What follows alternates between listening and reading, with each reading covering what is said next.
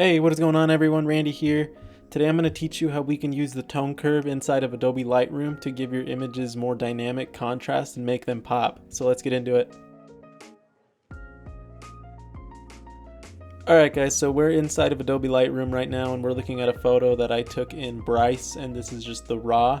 So I figured the easiest way to see what the tone curve can do and how you can use it would be to actually just go through and edit an image as I edit, and then when we get to the tone curve I'll explain and you can see exactly what's going to happen in this photo.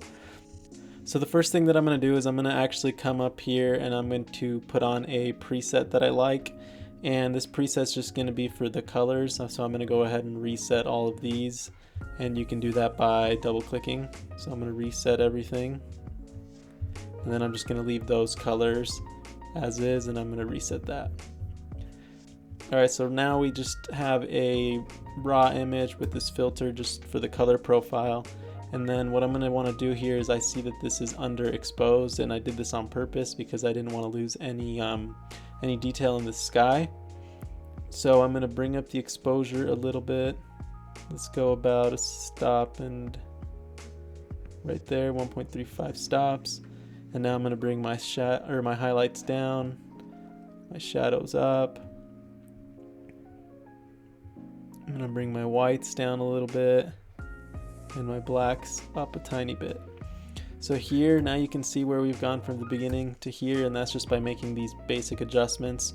So we can see that this image is actually pretty flat. So I'm going to bring in a little bit of just general contrast right now. Just like that. And then now we can hop into the tone curve, but first I'm going to reset the saturation.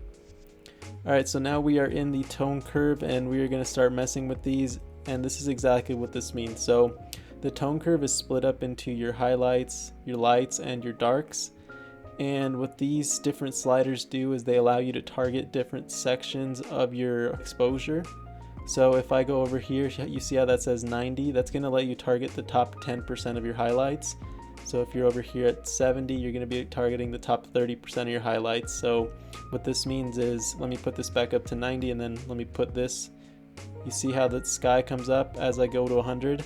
But now look what happens when I drag this back towards the center. You see more and more of that sky starts to get blown out, and more of the lights start to get brought up.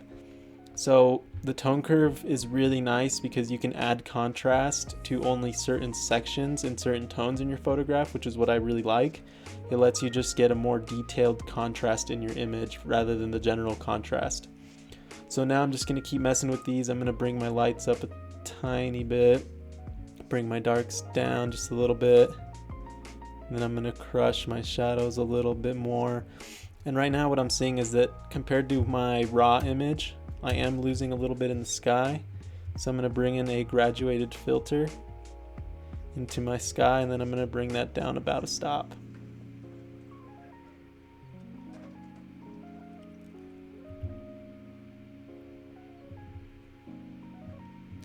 And now you see, I'm going to bring in a tiny bit of contrast.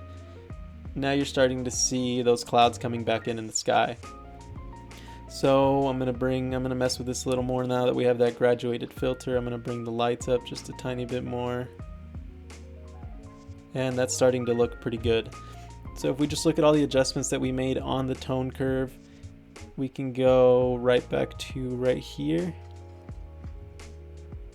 So from here on, as I go from here to here, you can see how different everything looks, and that's just based on the tone curve. And let me actually do it before the graduated filter so that you have an even better idea. So you see how it kind of adds that clean contrast, whereas right here it looks a little flat, but here you're starting to get a lot more contrast and that image is starting to pop.